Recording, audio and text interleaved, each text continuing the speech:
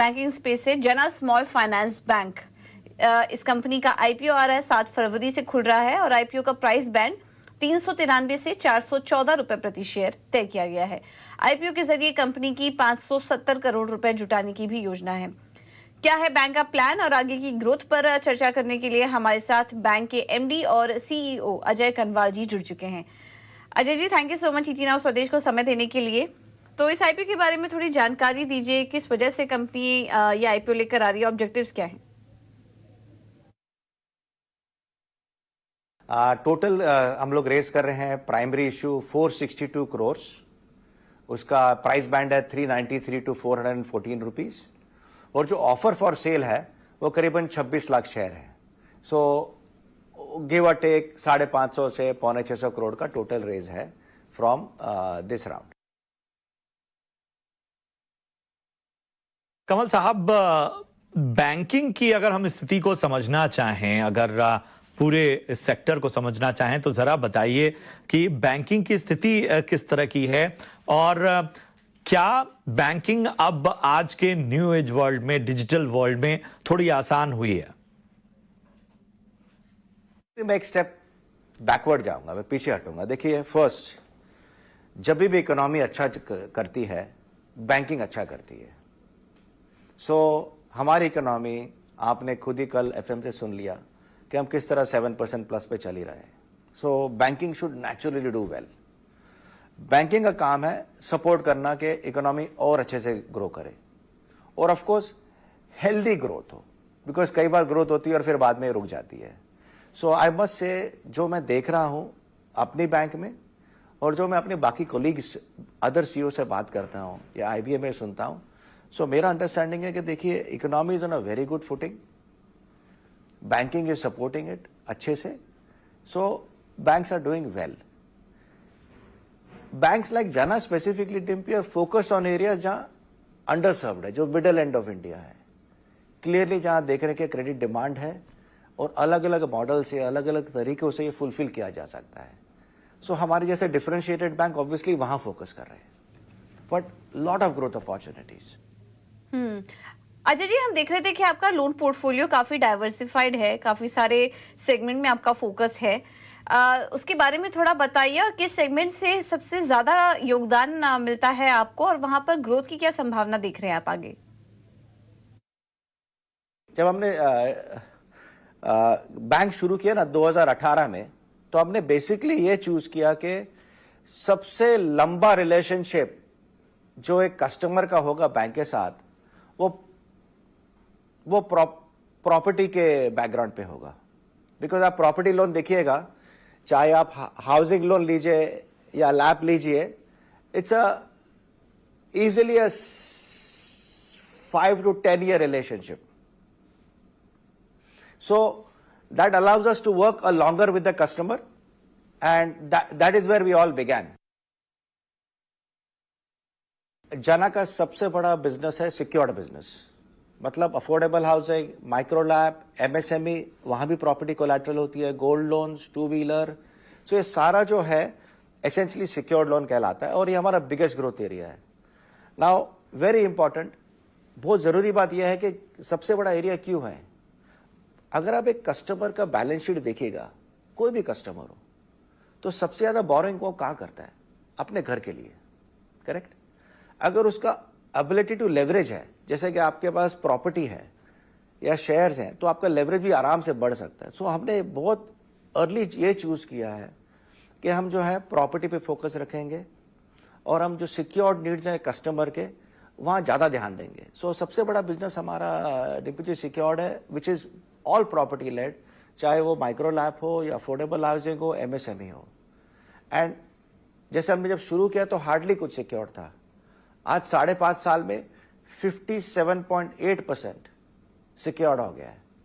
पर हमें लग रहा है कि ये बिल्कुल ही एक सेक्युलर पाथ है, बिकॉज कस्टमर की बैलेंस शीट 70-80% सिक्योर्ड होगी, तो हम लोग बिल्कुल सही जगह पे जा रहे हैं। कमल साहब, जरा बताइए कि आपके प्रोविजंस कितने हैं, एनपीए में कितना सुधार नजर आ रहा है या सुधार की गुंजाइश बन रही है? तो हमारा नेट एनपीए डीपीजी इज 0.8%। हमारा पीसीआर है 67.8 और 9%, मतलब रफली 68%। और ग्रॉस एनपीए है 2.4%। और ये लगातार कोविड के बाद नीचे आते जा रहा था, बिकॉज जो एलिवेशन हुई gross NPA net NPA Covid के वक्त हुई, उसके बाद से लगातार गिर रहा है। अभी बहुत ही कंफर्टेबल पोजीशन में है with net NPA at 0.8%। Branch expansion के बारे में समझना चाहेंगे, आपकी ब्रांचेस कितनी हैं, आगे क्या योजना है आपकी, क्योंकि आपका एसेट लाइट मॉडल भी है, तो क्या योजना है आने वाले समय में क्षमता विस्तार को लेकर? We are in 24 states. दूसरा, हमारा कोई स्टेट का ज्यादा कॉन्सेंट्रेशन नहीं, हम अच्छे से स्प्रेड हुए पड़े हैं पूरे इंडिया में। हमारे पास 771 ब्रांचेस हैं। सो अच्छा सेटअप है।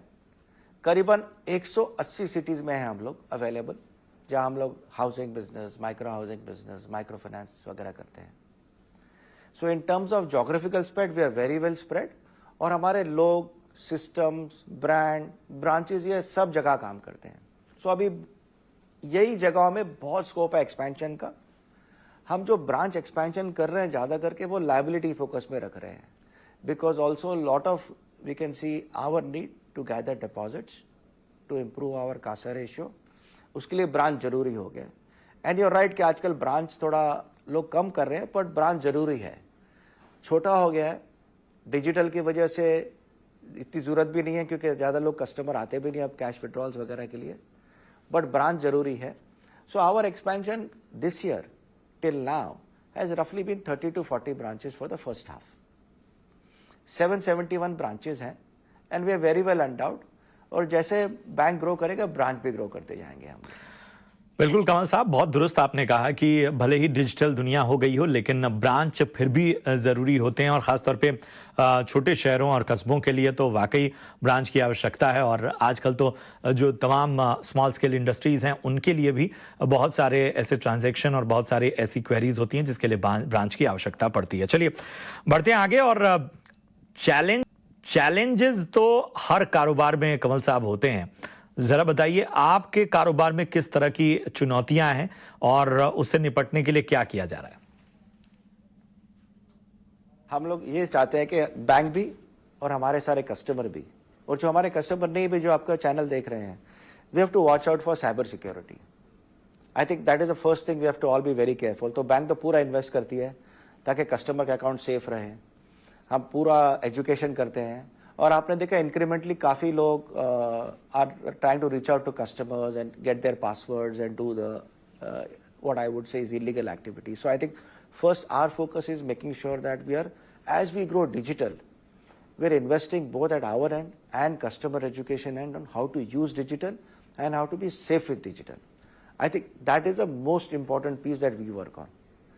The second piece, which is always, is as we expand our business, as we bring newer and newer segment in, हम चाहते हैं कि हमारा रिस्क मॉडल जो है वो एकदम अप टू डेट रहे। बिकॉज जब आप ग्रोथ करते हो तो as you grow things keep changing. We have to make sure कि हम इतना एनालिटिक्स लगाएं कि हमारा जो ग्रोथ है वो वेल टेस्टेड हो और हमारे मॉडल इंटैक्ट रहें। सो दो बातों में हम लोग बहुत ध्यान देते हैं, एक तो साइबर सिक्योरिटी में और दूसरा रिस्क मैनेजमेंट में। मतलब अगर आप पूछो कि महीने में आप कितने दिन इस पे स्पेंड करते हो, तो मेरा आधा टाइम तो ये दोनों चीज़ों पर चले जाता है। एक तो रिस्क मैनेजमेंट प्राइमरी है और दूसरा making sure technology is very good, service भी अच्छी मिलती है, कन्वीनियंस भी रहता है, बट सेफ्टी बहुत जरूरी है हमारे लिए। ओके अजय जी, बहुत बहुत धन्यवाद आपका समय देने के लिए और अपने विस्तार योजनाओं पर, अपने आईपीओ पर चर्चा करने के